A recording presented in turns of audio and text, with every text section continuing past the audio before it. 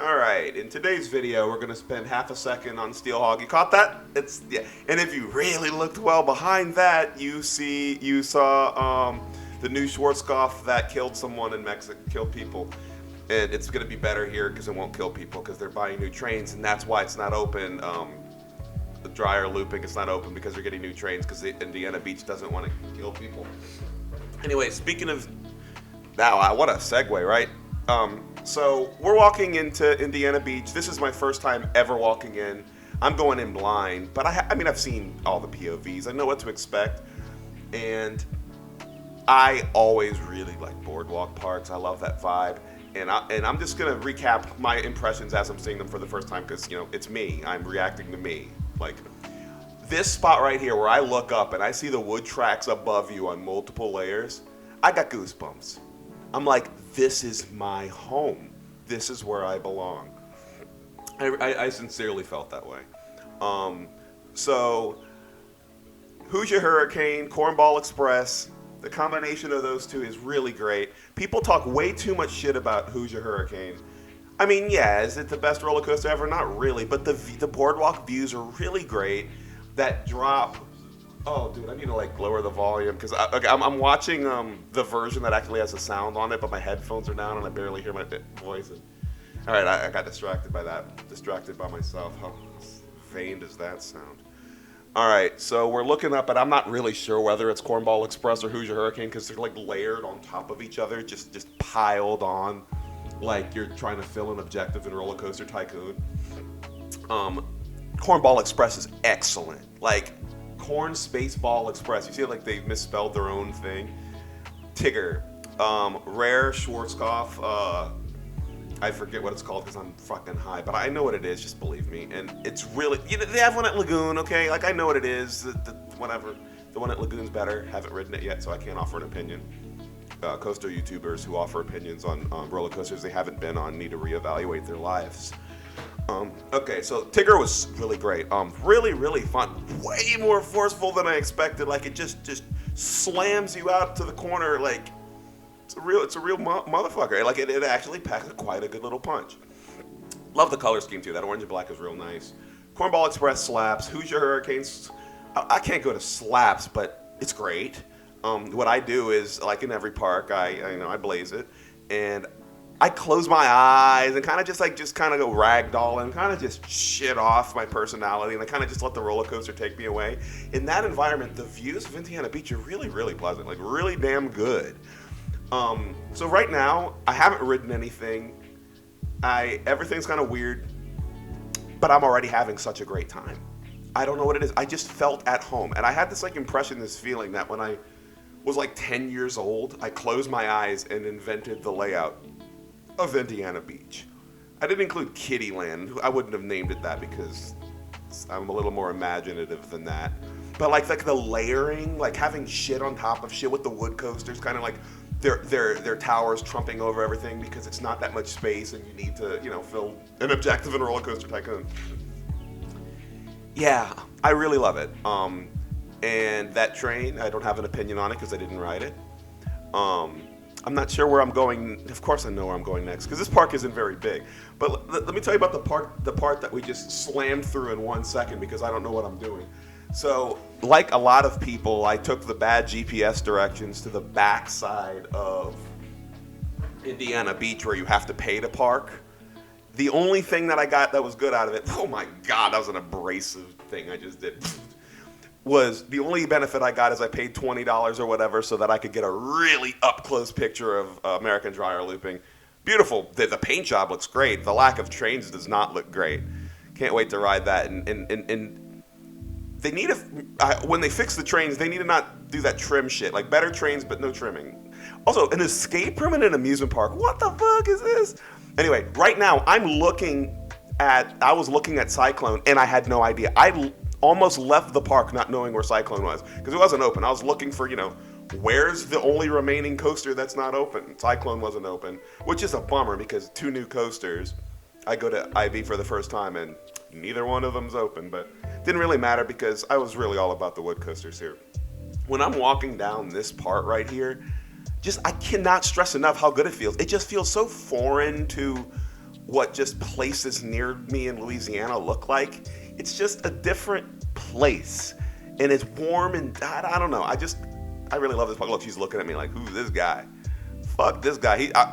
My child's supposed to be taking a picture of me, not this random guy who. What's he gonna do? He's gonna use that footage. And all right, so the food I had I think I ate right here. Yeah, to the left, some bullshit like that. I had probably the best freaking turkey leg I've had in the park. Really good. Lots of fair food, that kind of stuff, like fried Oreos. I definitely had fried Oreos, and I never cave in. Yeah, there, that one to the left. I recommend that turkey leg. They had like some baked beans, tasted pretty sick. Down there, oh yeah, this is the one park where my trip was so hectic that I didn't have time to get drunk, and I like to drink. Drinking is fun. This is the one time I did. I got day drunk at Indiana Beach at the bar, that little green thing under the chairs bullshit. That they have like these. I asked like, just what's your strongest portable thing? And they had like these 11% like squeeze bottle thing, like plastic bottle thing that had like some pre-made like jungle margarita death juice or whatever. It was a good 5.5 out of 10. So whatever. But the real reason that I was extremely excited to go to Indiana Beach was to ride Lost Coaster of Superstition Mountain. It has been on my bucket list for years. I have an infatuation with quirky, goofy roller coasters that just have nothing to do with other roller coasters out there. And Gravity Group, by the way, this is like CCI's second to last or something coaster. They were basically Gravity Group by this point, so I'm lumping them together. And if you don't agree with me, fuck you. So CC Gravity Group, I made Lost Coaster, and the conditions where they had to fit it in, it's so reminiscent of Boardwalk Bullet, where he's like, well, you have 1 acre or whatever the unit is, better fit that shit in there. And they did, and they did it great. Like the track almost hits the building. It's so close. It's so compact. And then you have ZDTs. I'm going to give you a ZDTs video later because Switchback is my number 17, 18, something like that. Because it is the most creative wooden coaster ever. I'm not going to spoil that video in advance because I'm actively looking at an equal sibling of Switchback. Only 2 spots below it. I don't want to tell you the number yet, but I think if you do math, you can figure it out. That's Lost Coaster. And at this point, I'm walking up, and I don't know whether it's open. I know at this point, around like probably exactly right here, I'm saying, you better be open, you motherfucker. And then I see people in line. Speaking of the line at Lost Coaster, it, I think, has the worst operations of any roller coaster in the world, as much as I adore this ride. So it has an 8-car train. People obviously want to ride, either facing front or back. They have to do that. The ride op, it's taking their time. It's one train, which is insane. So it does a whole 2-minute cycle. It's long. It's in the most compact plot ever, but it's long. So you just wait, and then they get and it's never 8 people who go in. It's like 6 or 7. I only got 3 rides on it, which was unfortunate. One of which you're gonna see. I actually did get a GoPro video on this one. It's kind of weird, but you're about to see it. In fact, it's pretty good because there isn't a facing backwards Indiana Beach Lost Coaster video recorded in the last 8 years. I looked it up or something. So when this thing renders in 4K, by the way, I recorded these shits in 4K.